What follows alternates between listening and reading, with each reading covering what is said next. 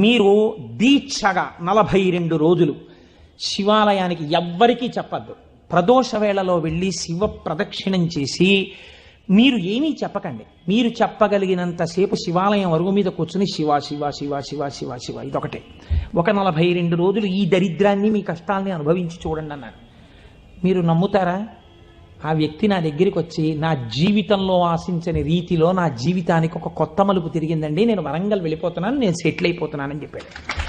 ఆ వ్యక్తే నాకు ఈ మధ్యనే మళ్ళీ ఫోన్ చేసి, కోటేశ్వరారు ఇప్పుడు నేను ఎంత ఆనందంగా ఉన్నాను అనండి, ఒక్కసారి మీరు ఏమైనా వరంగల్ వస్తారేమిటండి ఉపన్యాసాలకి, మీ దర్శనానికి వద్దాం అనుకుంటున్నాను, నేను కూడా కాకినాడ అన్నాడు. అయ్యా మీరు ఎప్పుడైనా కాకినాడ ఇప్పుడు అక్కర్లేదు, ఎప్పుడో తర్వాత వద్దురు కానీ నేను వరంగల్ ఇప్పుడు మాత్రం రావట్లేదు, నేను వరంగల్ వస్తే చెప్తాను, అప్పుడు మీరు నా దగ్గరికి వద్దురు కానీ తప్పకుండా దర్శనానికి అన్నాడు. కళ్యాణి అందులో అంటారే ఏతి జీవంతిమానందో నరం వర్ష శతాదపి అంటుంది సుందరకాండ.